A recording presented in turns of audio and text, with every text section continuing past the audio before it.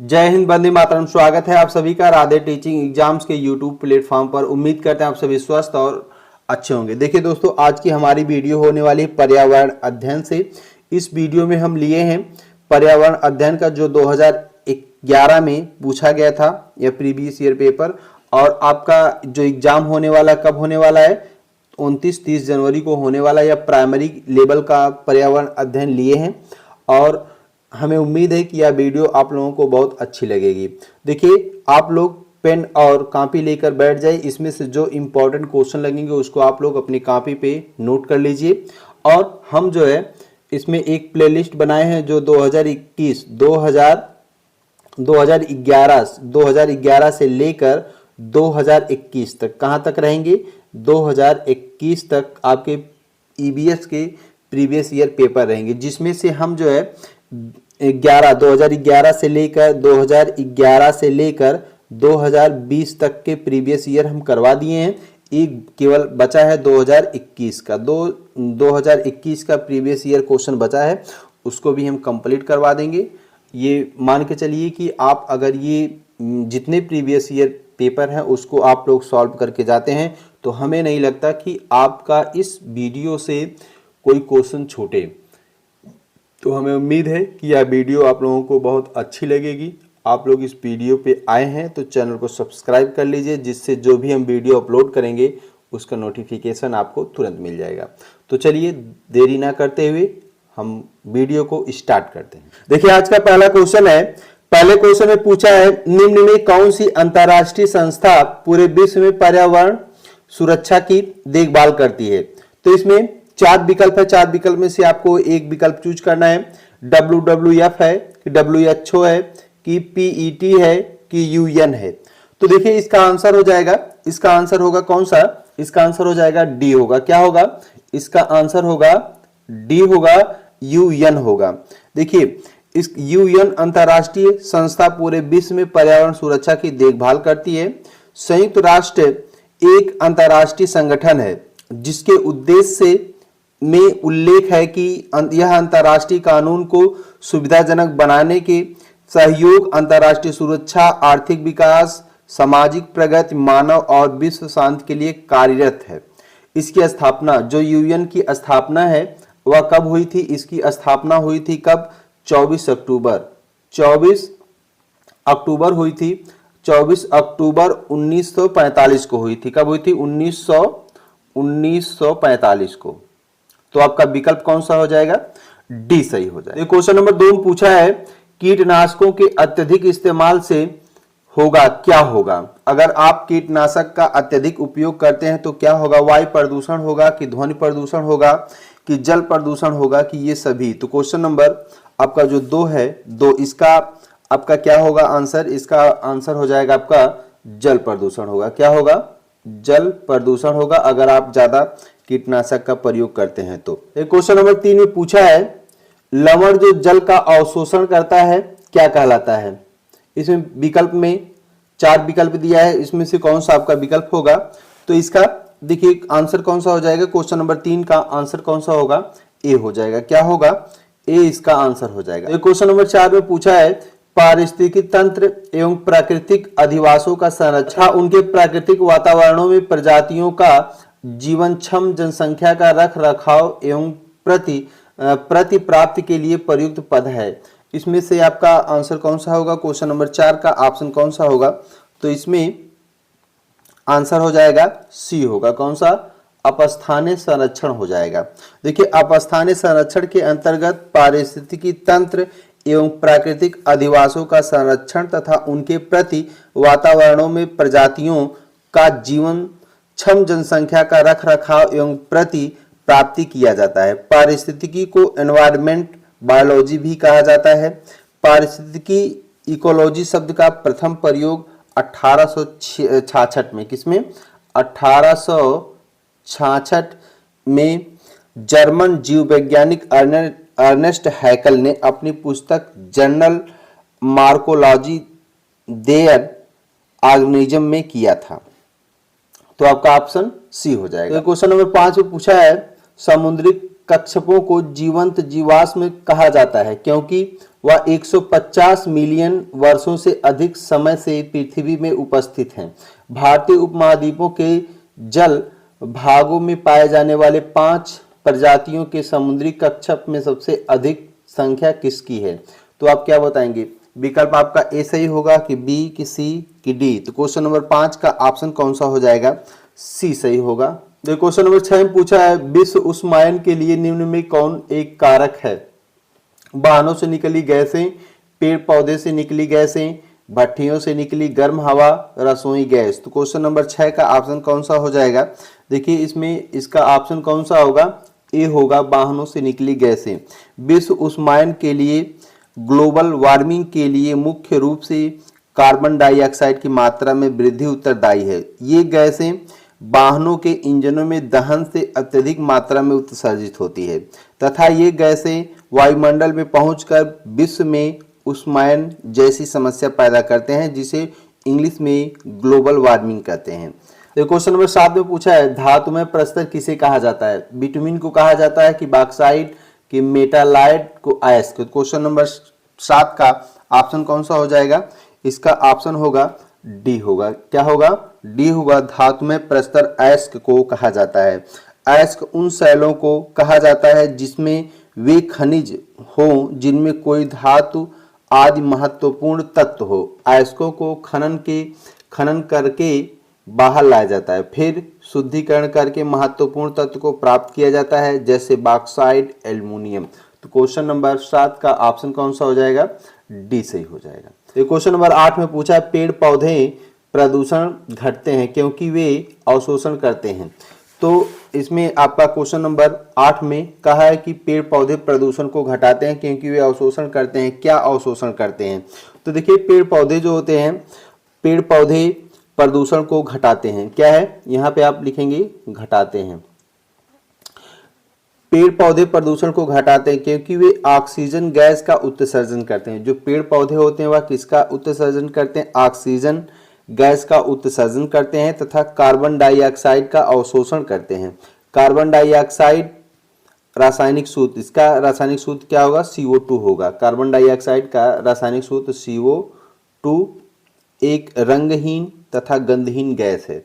तो आप क्या बताएंगे कि जो पेड़ हमारा होता है वह ऑक्सीजन को बाहर निकालता है। क्या करता है? ऑक्सीजन को बाहर निकालता है और कार्बन डाइऑक्साइड को अपने अंदर कर लेता है। तो इस क्वेश्चन नंबर 8 का आंसर कौन सा हो जाएगा? बी होगा। क्या होगा?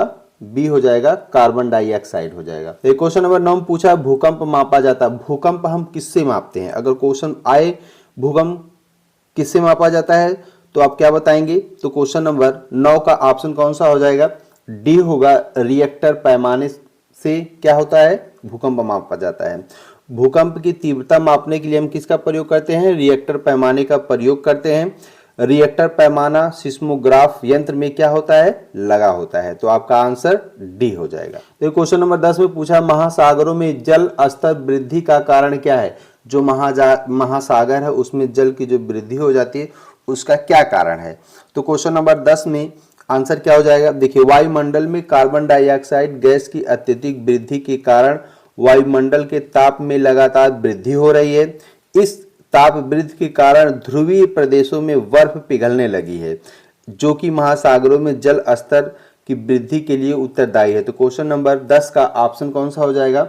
ए सही होगा, ध्रुवीय प्रदेशों में बर्फ का पिघलना। जब ध्रुवीय प्रदेश में बर्फ पिघलते हैं तो महासागर में जल की क्या होती है? वृद्धि होती है। तो ऑप्शन ए सही हो जाएगा। तो क्वेश्चन नंबर 11 में पूछा वातावरण में अत्यधिक हानिकारक सल्फर मिश्रित गैस है। कौन सा है? यस है कि यस H2, यस है कि यस F6 है कि SO2 है? तो क्वेश्चन नंबर 11 का ऑप्शन कौन सा हो जाएगा? क्वेश्चन नंबर 11 का ऑप्शन होगा आपका डी सही होगा, SO2 होगा। क्या होगा? SO2 अत्यधिक हानिकारक सल्फर गैस वातावरण में ऑक्साइड के रूप में मिली होती है। यह तीव्र गंध युक्त एक तीक्ष्ण विषैली गैस है जो कई तरह की औद्योगिक प्रक्रियाओं में तथा ज्वालामुखियों द्वारा छोड़ी जाती है। तो आपका ऑप्शन 11 का कौन सा हो जाएगा? डी सही हो जाएगा। क्वेश्चन नंबर 12 में पूछा है वायु प्रदूषण को कम किया जा सकता है। वायु प्रदूषण किसके द्वारा कम किया जाता है? वृक्षों के द्वारा कम किया जाएगा कि मछलियों के द्वारा, कि जंतुओं द्वारा, सूर्य प्रकाश के द्वारा। तो क्वेश्चन नंबर 12 का ऑप्शन कौन सा हो जाएगा? देखिए इसका आंसर होगा ए होगा। अगर हमें वायु प्रदूषण को कम करना है तो वृक्षों द्वारा, मतलब वृक्ष को अधिक लगाना चाहिए, इससे वायु प्रदूषण क्या होगा? कम होगा। वृक्षों के द्वारा वायु प्रदूषण को कम किया जा सकता है। वनों की हो रही अंधाधुंध क्या है? अनियंत्रित कटाई को रोका जाना चाहिए। इस कार्य में सरकार के साथ साथ स्वयं सेवी संस्थाएं व प्रत्येक मानव को चाहिए कि वनों को नष्ट होने से रोकें व वृक्षारोपण कार्यक्रम में भाग लें। तो इसका सीधा सीधा आंसर क्या आप बताएंगे? वायु प्रदूषण को अगर कम करना है तो हम अत्यधिक क्या करें? वृक्ष लगाएं, और हमें जो वृक्ष कट रहे हैं उस पर हम रोक लगाएं। आइए अब देखते हैं नेक्स्ट क्वेश्चन। क्वेश्चन नंबर 13 में पूछा विश्व पर्यावरण दिवस कब मनाया जाता है? 5 नवंबर को मनाया जाता है, कि 5 जनवरी को, कि 5 जून को, कि 5 सितंबर को? क्वेश्चन नंबर 13 का ऑप्शन कौन सा हो जाएगा? क्वेश्चन नंबर 13 का ऑप्शन आप लोग कमेंट में बताइए, इसका आंसर क्या होगा? देखिए जो विश्व पर्यावरण दिवस है वह प्रत्येक 5 जून को मनाया जाता है। विश्व पर्यावरण दिवस पर्यावरण की सुरक्षा और संरक्षण हेतु पूरे विश्व में मनाया जाता है। इस दिवस को मनाने की घोषणा संयुक्त राष्ट्र संघ ने पर्यावरण के प्रति वैश्विक स्तर पर राजनीतिक और सामाजिक जागृति लाने हेतु वर्ष 1972 में, कब? 1972 में 5 जून 1974, 5 जून 1974 को पहला विश्व पर्यावरण दिवस मनाया गया था। तो आपका आंसर कौन सा हो जाएगा? ए होगा। क्या होगा? ए हो जाएगा। 5 जून को विश्व पर्यावरण दिवस मनाया जाता है। तो क्वेश्चन नंबर 14 में पूछा है सूर्य के हानिकारक किरणों से पृथ्वी को कौन सा स्तर सुरक्षित रखता है? आयन मंडल, कि ओजोन मंडल, कि क्षोभ मंडल, कि चुंबक मंडल? तो क्वेश्चन नंबर 14 का आंसर आपका कौन सा हो जाएगा? इसका आंसर होगा बी हो जाएगा, ओजोन मंडल। तो क्वेश्चन नंबर 15 में पूछा है किसी जगह के फ्लोरा और फना सूचित करता है। जो यह क्वेश्चन नंबर 15 उसका आंसर कौन सा हो जाएगा? तो देखिए इसमें जो फ्लोरा एवं फना पेड़ पौधों एवं जंतुओं से संबंधित है। किससे? पेड़ पौधों एवं जंतुओं से संबंधित है। वनस्पति विज्ञान में अंग्रेजी शब्द फ्लोरा के 2 अर्थ हैं। क्या है? इसके 2 अर्थ हैं। कौन कौन सा? एक, वनस्पति को आमतौर पर किसी विशेष क्षेत्र में प्राकृतिक रूप से उत्पन्न हुई वनस्पति या स्थानीय वनस्पति के वर्णन के लिए संदर्भित किया जाता है, जबकि फ्लोरा पुस्तक या अन्य कार्य जिसमें वनस्पतियों के विवरण होते हैं उनके लिए संदर्भित किए जाते हैं। वनस्पति के अध्ययन के साथ वनस्पति को तैयार करना फ्लोरिस्टिक्स कहलाता है। तो इसका ऑप्शन कौन सा हो जाएगा? क्वेश्चन नंबर 15 का ऑप्शन होगा, इसका ऑप्शन हो जाएगा ए होगा, पेड़ पौधों एवं जंतुओं को। क्वेश्चन नंबर 16 में पूछा पारिस्थितिकी तंत्र का उदाहरण है वायु है, कि तालाब है, कि जल है, कि मृदा है? क्वेश्चन नंबर 16 का ऑप्शन कौन सा हो जाएगा? इसका ऑप्शन होगा बी होगा, तालाब हो जाएगा। क्या होगा? तालाब। अब आइए देखते हैं नेक्स्ट क्वेश्चन। तो क्वेश्चन नंबर 17 में पूछा कौन जलीय कारक नहीं है? पेड़ पौधे, जंतु, सूक्ष्म जीव, प्रस्तर? तो क्वेश्चन नंबर 17 का ऑप्शन कौन सा हो जाएगा? डी हो जाएगा। क्या होगा? डी सही हो जाएगा। अब आइए देखते हैं नेक्स्ट क्वेश्चन। क्वेश्चन नंबर 18 में पूछा अधिकतर पेड़ पौधे पाए जाते हैं स्थल मंडल में पाए जाते हैं, कि जल मंडल में, कि वायुमंडल में, कि प्रकाश मंडल में? तो क्वेश्चन नंबर 18 का ऑप्शन कौन सा हो जाएगा? ए होगा। क्या हो जाएगा? ए होगा, अधिकतर पेड़ पौधे स्थल मंडल में पाए जाते हैं, क्योंकि स्थल मंडल पर वे सभी तत्व आसानी से पेड़ पौधों द्वारा प्राप्त किए जा सकते हैं जो उनके वृद्धि एवं विकास के लिए क्या होते हैं? आवश्यक होते हैं। तो क्वेश्चन नंबर 18 का ऑप्शन कौन सा हो जाएगा? ए सही हो जाएगा, स्थल मंडल। अब आइए देखते हैं नेक्स्ट क्वेश्चन। तो क्वेश्चन नंबर 19 में पूछा अन्य मृत जंतुओं पर निर्वाह करने वाले प्राणी को कहते हैं, तो मर जाते हैं उन पे निर्वाह रहते हैं, वह कौन से कहलाते हैं? तो क्वेश्चन नंबर 19 का आपका आंसर कौन हो जाएगा? सी होगा, स्क्वेंजर हो जाएगा। स्क्वेंजर मांसाहारी एवं शाकाहारी दोनों होते हैं, जो पर्यावरण में मृत जीव जंतुओं तथा मृत पेड़ पौधों पर अपना जीवन निर्वाह करते हैं। जैसे क्या हो जाएगा? मक्खी हो जाएगा, गिद्ध हो जाएगा। गिद्ध क्या करते हैं? जब कोई जानवर मर जाता है तो उसको खाते हैं। मृत जंतुओं पर क्या होते हैं? वे आश्रित होते हैं। क्या कहलाते हैं? स्क्वेंजर कहलाते हैं। तो आपका ऑप्शन कौन सा हो जाएगा? सी होगा। अब आइए देखते हैं नेक्स्ट क्वेश्चन। तो क्वेश्चन नंबर 20 में पूछा है सीएनजी का संक्षिप्त रूप क्या होगा? सीएनजी का संक्षिप्त रूप क्या होगा? सीएनजी से तात्पर्य क्या? देखिए सीएनजी से तात्पर्य है कंप्रेस्ड नेचुरल गैस। इस गैस का प्रयोग वाहनों में ईंधन के रूप में किया जाता है। इससे वायु प्रदूषण नहीं होता। जो सीएनजी होती है इससे क्या होता है, वायु प्रदूषण नहीं होता है। वास्तव में सीएनजी क्या है, एक प्राकृतिक रूप से पाए जाने वाले ज्वलनशील गैस को अत्यधिक दबाव से अंदर रखने से बने तरल को कहते हैं। इस गैस को वाहनों में प्रयोग करने के लिए 200 से 250 किलोग्राम वर्ग सेंटीमीटर तक दबाया जाता है। प्राकृतिक गैस की तरह सीएनजी भी आवश्यक है, जैसे एथेन, इथेन, प्रोपेन। तो क्वेश्चन नंबर आपका जो 20 है, 20 का ऑप्शन कौन सा हो जाएगा, 20 का ऑप्शन होगा बी, कंप्रेस्ड नेचुरल गैस हो जाएगा, बी हो जाएगा। अब आइए देखते हैं नेक्स्ट क्वेश्चन। क्वेश्चन नंबर 21 में पूछा है निम्न में कौन विश्व उष्मायन का कारण है। तो जल प्रदूषण की, मृदा प्रदूषण की, वायु प्रदूषण की, ध्वनि प्रदूषण।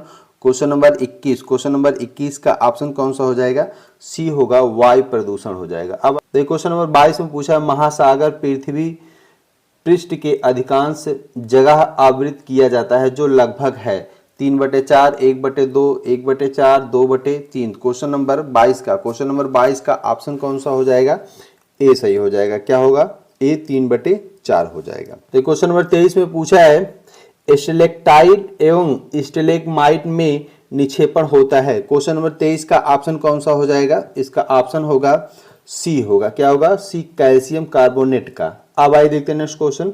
तो क्वेश्चन नंबर 24 में पूछा है निम्न में कौन वायु प्रदूषण का एक उदाहरण है। जो वायु प्रदूषण का उदाहरण इसमें से कौन सा है, क्वेश्चन नंबर जो 24 है उसका आंसर कौन सा हो जाएगा। देखिए, जो धुआं एवं कुहासा, वाहनों से निकलने वाली गैस तथा जलती हुई लकड़ी या तारकोल के जलने से निकलने वाली गैस वायु प्रदूषण के लिए क्या होते हैं, उत्तरदायी होती हैं। तो धुआं और कुहासा हो गया, जो वाहन से निकलने वाली गैस है, वो जलती हुई लकड़ी या चारकोल से निकली गैस। तो मिला के आपका आंसर कौन सा हो जाएगा, डी होगा, उपर्युक्त सभी हो जाएगा। अब आइए देखते हैं नेक्स्ट क्वेश्चन। क्वेश्चन नंबर 25 में पूछा भारत तथा दूसरे देशों में प्रदूषण को रोकने के लिए बनाए गए नियम डॉट डॉट डॉट डॉट का प्रयोग करते हैं। तो क्वेश्चन नंबर 25 का ऑप्शन कौन सा हो जाएगा, बी होगा, प्लास्टिक के थैले। क्वेश्चन नंबर 26 में पूछा हवा में उपस्थित ऑक्सीजन का प्रतिशत लगभग कितना है। जो हवा में ऑक्सीजन कितना होता है, तो आप क्या बताएंगे। देखिए, इसमें वायुमंडल में अनेक प्रकार की क्या होती है, गैस का मिश्रण है। वायुमंडल में क्या है, अनेक प्रकार की गैस का मिश्रण है, जिसमें नाइट्रोजन, जो नाइट्रोजन होता है वह कितना होता है, नाइट्रोजन आपका 78% होता है। कितना होता है, 78% होता है। और जो ऑक्सीजन होता है, ऑक्सीजन कितना होता है, ये लगभग 21% होता है। कितना होता है, 21%। कार्बन डाइऑक्साइड CO2, जो CO2 है वह कितना होता है, तो आप बताएंगे 0.03% होता है। कितना होता है, 0.03%। तथा शेष जो अन्य होता है वह 0.97 में होता है। तो गैसें शामिल हैं। तो आपका आंसर कौन सा हो जाएगा, हवा में उपस्थित ऑक्सीजन का प्रतिशत कितना होता है, तो आप बताएंगे डी, 21% होता है। अब आइए देखते हैं नेक्स्ट क्वेश्चन। क्वेश्चन नंबर 27 में पूछा है परम तापक्रम पैमाना कौन सा है। सेल्सियस है, फारेनहाइट है, केल्विन है, ये सभी। तो क्वेश्चन नंबर 27 का ऑप्शन कौन सा हो जाएगा, सी होगा, केल्विन हो जाएगा। अब आइए देखते हैं नेक्स्ट क्वेश्चन। क्वेश्चन नंबर 28 में पूछा प्रकाश संश्लेषण संपादित होता है सभी पौधों द्वारा, सभी जंतु एवं पौधों द्वारा, सभी हरे पौधों द्वारा, वायरसों द्वारा। तो क्वेश्चन नंबर 28 का ऑप्शन कौन सा हो जाएगा, इसका ऑप्शन होगा सी होगा, सभी हरे पौधों द्वारा। जो प्रकाश संश्लेषण होता है वह सभी हरे पौधों द्वारा होता है। अब आइए देखते हैं नेक्स्ट क्वेश्चन। क्वेश्चन नंबर 29 में पूछा है ध्वनि या ध्वनि प्रदूषण मापा जाता है। जो ध्वनि प्रदूषण वह किससे मापा जाता है, तो ध्वनि या ध्वनि प्रदूषण डेसिबल में मापा जाता है। सामान्यतः एक व्यक्ति 70 से 80 डेसिबल तीव्रता की ध्वनि सहन कर सकता है। ध्वनि एक प्रकार का कंपन या विक्षाभ है जो किसी ठोस, द्रव या गैस से होकर संचरित होती है। तो क्वेश्चन नंबर 29 का आपका आंसर कौन सा हो जाएगा, आपका ध्वनि या ध्वनि प्रदूषण किससे मापा जाता है, तो आप बताएंगे सी, कौन सा, डेसिबल में मापा जाता है। किससे, डेसिबल से नापा जाता है। तो क्वेश्चन नंबर 30 में पूछा है निम्न में कौन पर्यावरण के लिए हानिकारक है। कागज है कि कपड़ा है कि धातु है कि प्लास्टिक है। देखिए, इसमें जो पर्यावरण के लिए हानिकारक कौन सा है, तो आप बताएंगे डी, प्लास्टिक पर्यावरण के लिए हानिकारक है। देखिए आपके 30 क्वेश्चन क्या होते हैं, कंप्लीट होते हैं। क्या हुए, ये 30 क्वेश्चन कंप्लीट हुए। ये 2011 का प्रीवियस ईयर पेपर था। किसका था, ईवीएस का। ईवीएस का प्रीवियस ईयर क्वेश्चन था। देखिए हम जो है 2011 से लेकर 20 तक, ये हमारा 2011 का पेपर है प्रीवियस ईयर, और 2011 से लेकर 2020 तक क्या है, 2020 तक हम एक प्लेलिस्ट बनवाए हैं, उस पर करवा दिए हैं। और अभी एक बचा है 2021 में जो 2 पेपर हुआ था, एक होल्ड हो गया था और एक पेपर सफलतापूर्वक हुआ था। उन 2 पेपर को और लेंगे, फिर आपका ये जो पर्यावरण का पूरा कंप्लीट एक प्लेलिस्ट है, आप लोग इसको देखिएगा जब तक आपका एग्जाम हो ना जाए। तो मिलते हैं नेक्स्ट वीडियो में, तब तक के लिए आपका धन्यवाद।